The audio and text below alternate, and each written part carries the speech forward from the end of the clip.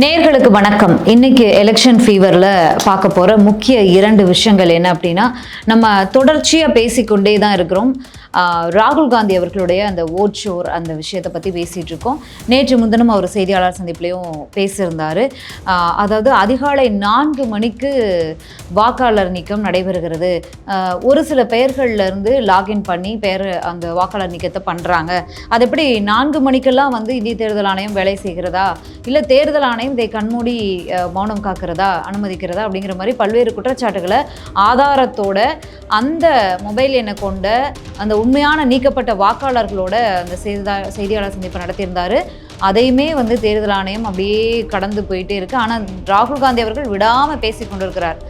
இது குறித்து டீட்டெயிலாக பேசலாம். இது மட்டும் இல்லாமல் தாவேகா தலைவர் விஜய் அவர்களுடைய இன்றைய அதாவது நாகப்பட்டினம் நிகழ்ச்சி குறித்து மட்டும் இந்த பகுதியில் நம்ம பேசலாம். நாகையில் அவர் பேசினது, அதாவது உள்ளே போய் நம்ம பேசின எனக்கு கொஞ்சம் இன்ட்ரெஸ்டாக இருக்கும்னு நினைக்கிறேன். அவர் இன்றைக்கும் திமுக நோக்கி பல்வேறு கேள்விகள் எழுப்பியிருக்காரு. சிஎம் சாருக்கு, அதாவது சிஎம்னான திமுக தலைவருமான மு.க.ஸ்டாலின் அவர்களுக்கு சவால் விடும்படியாக பேசியிருக்காரு. அதையும் டீட்டெயிலாக உள்ள போய் பேசலாம். நிகழ்ச்சிக்குள்ளே போகலாம். நேரடியாகவே கேட்குறேன், சிஎம் சார் மிரட்டி பார்க்குறீங்களா?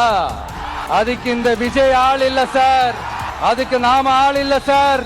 என்ன செஞ்சிருவீங்க? மேக்சிமம் கொள்கைய சும்மா பேருக்கு மட்டும் வச்சுக்கிட்டு குடும்பத்தை வச்சு கொள்ளையடிக்கிற உங்களுக்கே இவ்வளவு இருந்தா, சொந்தமா உழைச்சி சம்பாதிச்ச எனக்கு எவ்வளவு இருக்கும்?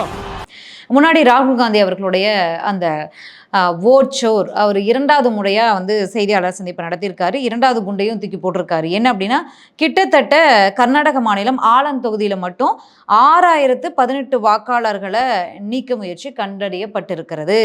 நீக்கப்பட்ட வாக்காளர்கள் மொத்த வாக்காளர் எண்ணிக்கையில் ஒரு சிறு பகுதி மட்டுமே அப்படின்னு சொல்லியிருக்காரு. இந்த வாக்காளர்கள் எப்படி நீக்கிறாங்க அப்படின்னா, இது எப்படி நீக்கிறாங்க அப்படிங்கிறதையும் ஒரு ரொம்ப டீட்டெயில்டாக எக்ஸ்பிளைன் பண்ணியிருக்காரு. கிட்டத்தட்ட முதல்ல ஒரு கோதாபாய் அப்படிங்கிற பெண்ணோட பெயரை பயன்படுத்தி லாகின் பண்ணுறாங்க. தொடர்ச்சியா அந்த பெண்ணோட பெயரிலேயே 12 வாரங்களா பயன்படுத்தி அந்த லாகினையே பயன்படுத்தி 12 பெயர்கள் வரைக்கும் 12 வாரங்கள்ல பல பெயர்கள் நீக்கப்பட்டிருக்கிறது ஒரே லாகின்ல அப்படிங்கிற குற்றச்சாட்டை வைக்கிறாரு.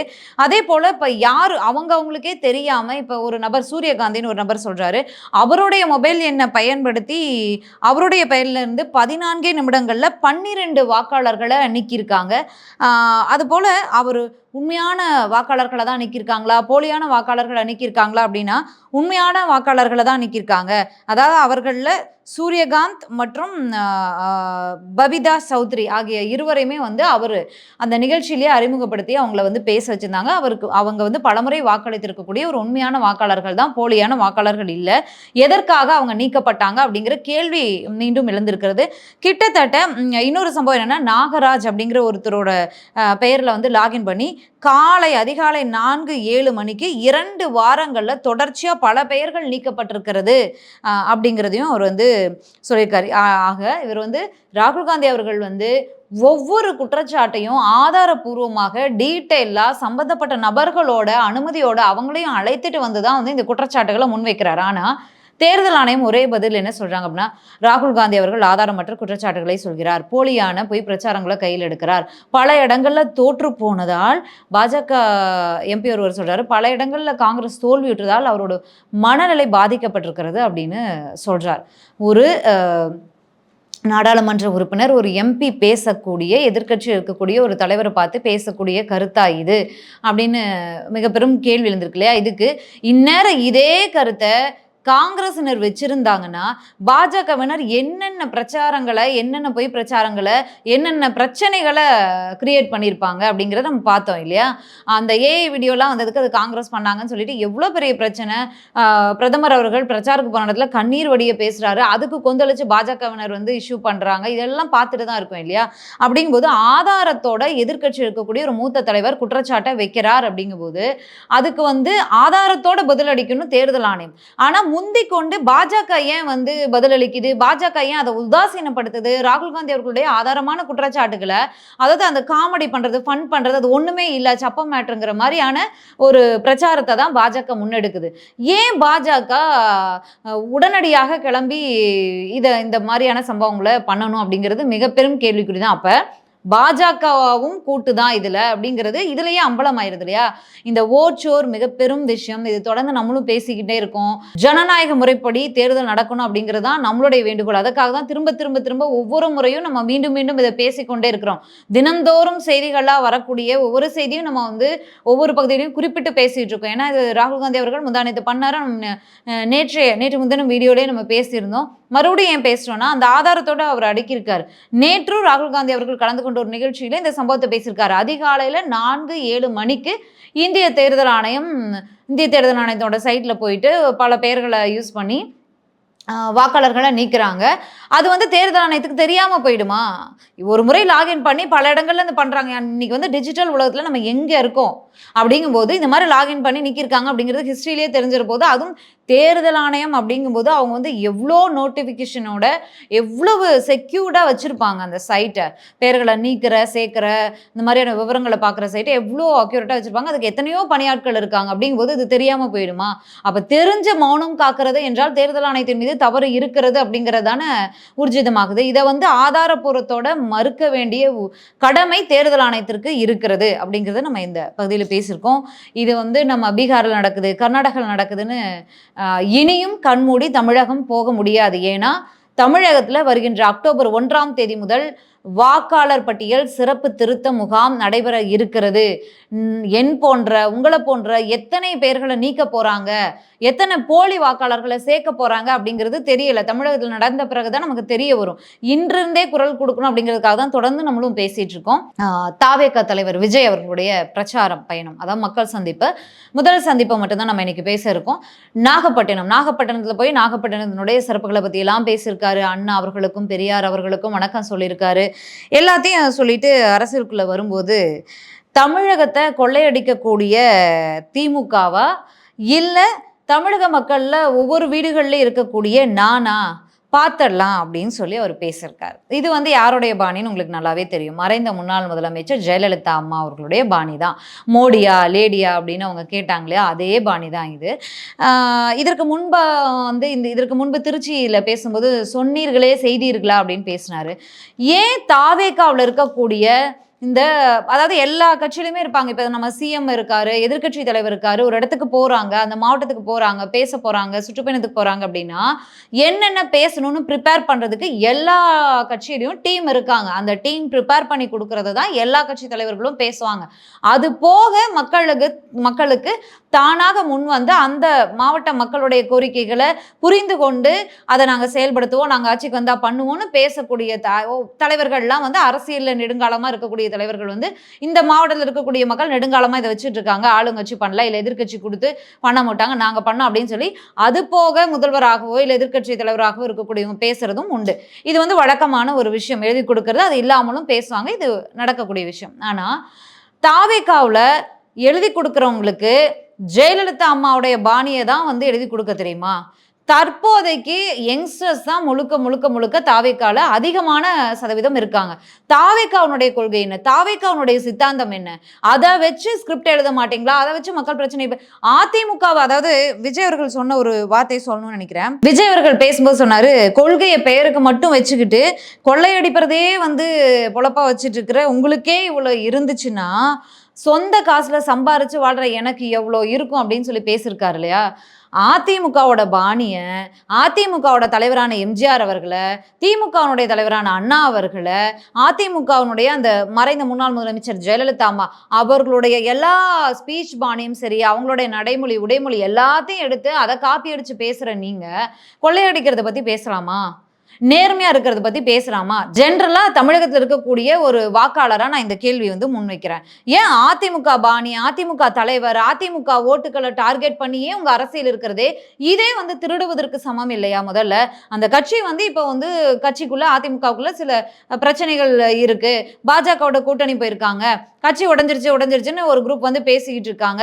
அப்படிங்கும்போது பிளவுகள் அப்படின்லாம் பேசி கிரியேட் பண்றாங்க. பாஜகவினரும் சரி, அதிமுக பாஜக ஜெயிச்சிடக்கூடாது அப்படின்னு பாஜகவுக்குள்ள வந்து செயல்படுற குரூப்புகளும் சரி, அதிமுகவிலேயே எடப்பாடி அவர்கள் வெற்றி பெறக்கூடாது அப்படின்னு நினைக்கக்கூடிய அந்த குரூப்பும் சரி, இந்த கூட்டணி ஜெல் ஆகல, எடப்பாடி அவர்கள் ஜெயிக்க மாட்டார் அப்படின்னு பேசிட்டு இருக்காங்க இல்லையா, எடப்பாடி அவர்களுக்கு ஆளுமை இல்லை அப்படின்லாம் பேசிட்டு இருக்காங்க இல்லையா, அவங்கள இதையெல்லாம் பார்த்து கொண்ட விஜய் அவர்கள் அதிமுக பலவீனமா இருக்கு, அப்போ அந்த இடத்த நம்ம ஆக்கிரமிச்சுக்கலாம்னு சொல்லி முழுக்க முழுக்க அதிமுகவை டார்கெட்டா வச்சு தானே நீங்க செயல்படுறீங்க.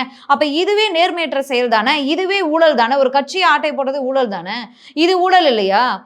ஜெயலலிதா அம்மா அவர்களுடைய அதாவது சொன்னீர்களா, கடந்த முறையே நம்ம பேசியிருந்தோம். உங்க ஸ்டைல நீங்க பேசுங்க தாவேகா தலைவர் விஜய் அவர்களே, உங்களுக்கு இவ்வளோ ரசிகர்கள் இருக்காங்க, இவ்வளோ கூட்டம் கூடுது, உங்க ஸ்டைல்லே நீங்க உங்க மேனர்ஸ்லேயே பேச வேண்டியதானே, ஏன் அடுத்தவங்களோட நீங்க ஏன் ஆட்டை போடுறீங்க அப்படிங்கிறது இல்லையா என்னோட கேள்வியா நான் இந்த பகுதியில் முன் வச்சிருக்கேன். ஓகே, நம்ம அவருடைய ஸ்பீச்சுக்குள்ள போயிடலாம். மீன் ஏற்றுமதியில நாகப்பட்டினம் 2வது இடத்துல இருக்கு, அதை வந்து முன்னேற்றத்திற்கு என்ன விஷயத்த பண்ணியிருக்கீங்க, இறால் பண்ணைகளால இவ்வளவு பிரச்சனைகள் இருக்கு, நாகப்பட்டினத்துல குடிசைகள் வாழ்ற ஒரு பெரும் பகுதியா இருக்கு, நாகப்பட்டினம் இவ்வளோ பிரச்சனைகள் இருக்கு, அங்க இருக்கக்கூடிய நாகப்பட்டினத்துடைய மக்களுடைய பிரச்சனைகளை முன் வச்சு பேசினாரு. பேசிட்டு இதையெல்லாம் முன்னெடுக்க திமுக என்ன செஞ்சது, சும்மா ஒரு அறிக்கையை மட்டும் மத்திய அரசுக்கு அனுப்பிட்டு உட்காந்துக்கலாம் போலி வேடம் போட்டுக்கிட்டு, ஏன்னா மறைமுக கூட்டணியில் நீங்க பாஜக இருக்கீங்க இல்லையா அப்படின்னு பேசியிருக்காரு. அப்படி ஒரு சும்மா கட்சி ஆரம்பிச்சு ஒரு 2.5 வருஷம் ஆகுது, சும்மா ஒரு அறிக்கையாவது இவர் கொடுத்துருக்காரு அப்படின்னு கேட்கணும் இல்லையா. அந்த ஒரு அறிக்கையை கொடுக்காத விஜய் அவர்கள் பாஜகவை இன்னைக்கு தான் பாஜக ஒரு வார்த்தை எழுத்து பேசியிருக்காரு. என்ன அப்படின்னா, அதாவது மற்ற பகுதியில் வந்து மீனவர்கள் பாதிக்கப்பட்டா இந்திய மீனவர்கள், தமிழகத்தில் வந்து மீனவர்கள் பாதிக்கப்பட்டா தமிழக மீனவர்கள்னு அந்த பிரிவினையை பார்க்கக்கூடிய பாஜக போல திமுகவும் வேடமாடுது அப்படின்னு சொல்லி பேசியிருக்காரு. இதெல்லாம் ஸ்டாலின் அவர்களுடைய முதலமைச்சர் மு க ஸ்டாலினுடைய வெளிநாட்டு டூர் பத்தி பேசியிருக்காரு. வெளிநாட்டு முதலீடுன்னு சிரிச்சுக்கிட்டே பேசுவாரு. வெளிநாட்டு முதலீடா இல்ல வெளிநாட்டுல உங்க முதலீடா அப்படின்னு சொல்லி அவரு பேசியிருக்காரு. அதுக்கப்புறமா நான் சுற்றுப்பயணம் வருவதற்கு மக்களை சந்திப்பதற்குலாம் எவ்வளோ பிரச்சனை, கையை நீட்டி பேசக்கூடாது, காலை நீட்டி பேசக்கூடாது, வேனை விட்டு கீழே இறங்கக்கூடாது அப்படின்னு 1000 ரூல்ஸ் அப்படின்னு சொல்லி பேசுறாரு. அப்ப இந்த ரூல்ஸ் எதுவுமே பேச வேணாம், நீங்க இறங்கி அந்த கிரௌடுக்குள்ள நடந்து காட்டிடட்டும் விஜய் அவர்கள், பார்த்துடலாம் நம்மளே. ஏன்னா விஜய் அவர்கள் வெளியில வந்து இந்த சுற்றுப்பயணம் ஆரம்பிச்சது திருச்சியில எல்லாம் பயந்துட்டேன் நான். ஏன்னா இதுக்கு முன்னாடி மதுரை போகும்போதும் சரி, இந்த மாநாட்டுக்கு போகும்போது பூத் ஏஜென்ட் அதுக்கெல்லாம் போகும்போது அப்படியே ரோட் ஷோ நடத்திட்டு போனார் இல்லையா, அப்ப எல்லாம் மரத்துல இருந்து ஒருத்தன் அப்படியே வேன் மேல ஜம்ப் பண்ணிட்டான், நீங்களும் பார்த்துருப்பீங்க. உண்மையாக சிரிக்க கூடாதுன்னு நினைக்கிறேன், ஆனால் சிரிக்காம இருக்க முடியும் மக்களே. வேன் மேலே ஜம்ப் பண்ணிக்கிறது, விஜய் அவர்களை நோக்கி ஓடுறது, இந்த மாதிரி எவ்வளோ காட்சிகள் இருக்கு. கரண்ட் கம்பத்தில் தொங்கி இன்னைக்கு நாகப்பட்டினத்தில் நான் பார்க்குறேன், கரண்ட் கம்பத்தில் அத்தனை பேர் தொங்கிட்டு இருக்காங்க. நம்ம ஷார்ட்ல பார்க்கும்போது விஜய் அவர்களுக்கு ரொம்ப க்ளோஸாக இருக்கிற மாதிரி இருக்கு.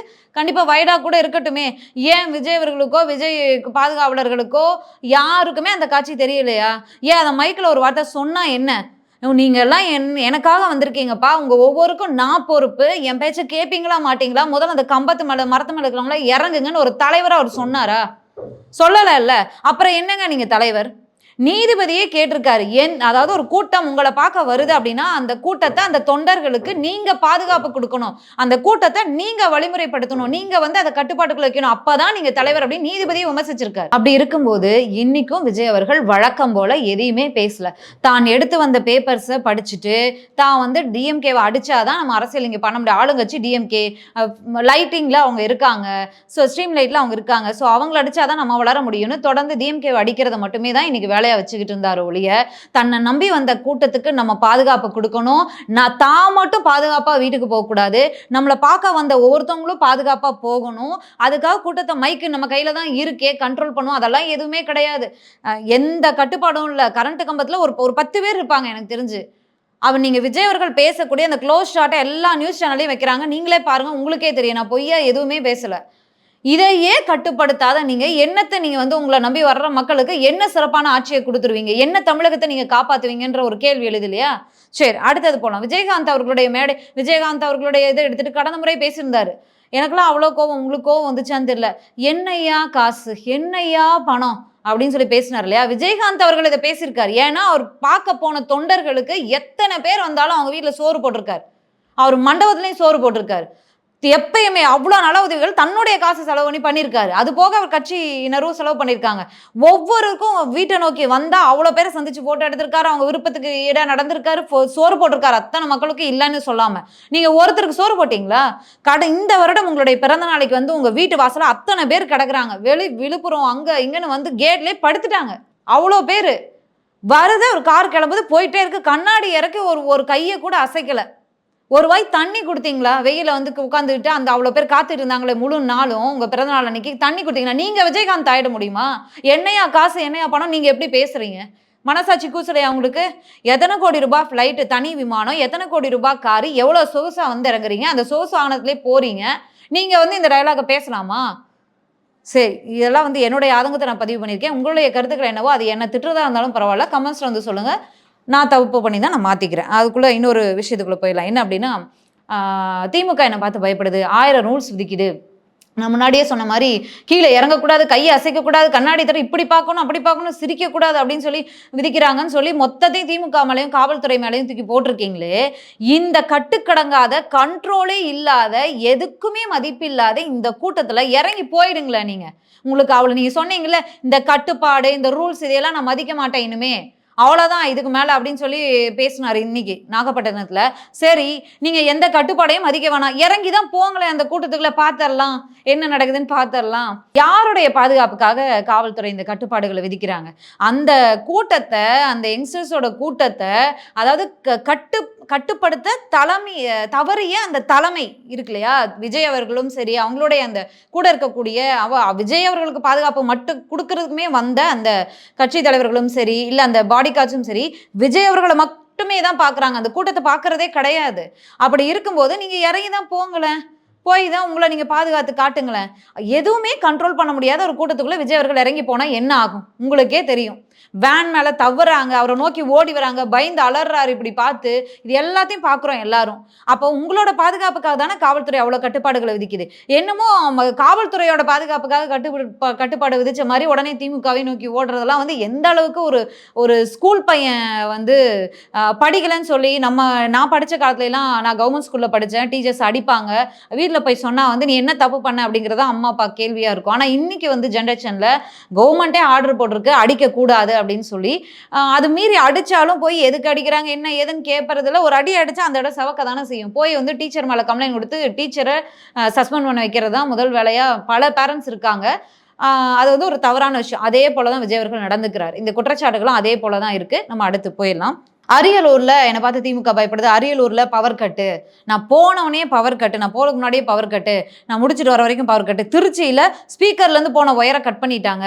ஏப்பா, நீங்க நிகழ்ச்சி நடத்துறீங்க, உங்ககிட்ட மைக் இருக்கு, நீங்க ஸ்பீக்கர் வச்சிருக்கீங்க, உங்க ஸ்பீக்கரை சுத்தி மொத்தம் உங்களுடைய ரசிகர்களும் உங்களுடைய தொண்டர்களும் உங்க கட்சி நிர்வாகிகளும் உங்க கட்சி தொண்டர்கள் தான் இருக்காங்க.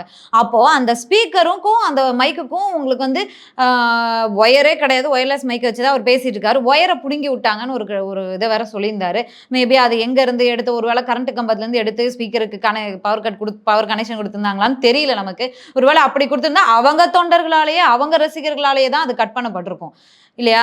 இதை வந்து திமுக மேலே பழி போடுறது. ஜென்ரலாக வந்து சமூக வலைதளங்களில் நிறைய விஜய் அவர்களை ட்ரோல் பண்ணி நிறைய விஷயங்கள் வரும், எல்லாரும் பார்க்கவும் சிரிக்கிறோம். ஆக்சுவலி சமூக வலைதளங்களில் என்னென்னலாம் ட்ரோல் பண்ணுறாங்களோ அதுக்கெல்லாம் பதில் கிடைக்கக்கூடிய மாதிரி தான் விஜய் அவர்களுடைய சுற்றுப்பயணங்கள் வந்து ஸ்பீச்சஸ் வந்து வடிவமைக்கப்பட்டிருக்கா அப்படிங்கிறதே நமக்கு தெரியலை. இப்போ ஒரு 3 நிமிஷம் பேசுகிறார் அப்படின்னா 2.25 நிமிஷம் அதுதான் இருக்குது. 1/4 நிமிஷம் தான் அந்த பகுதி மக்களுடைய கோரிக்கை என்னங்கிறத பேசுகிறாரு. ஸோ அப்படி தான் இன்னைக்கு நாகப்பட்டினம் கூட்டமும் அமைஞ்சிருக்கிறது. தில் இருந்தா, கெத்து இருந்தா நேர்மையா வாங்க பார்த்துக்கலாம் அப்படின்னு சொல்லியிருக்காரு.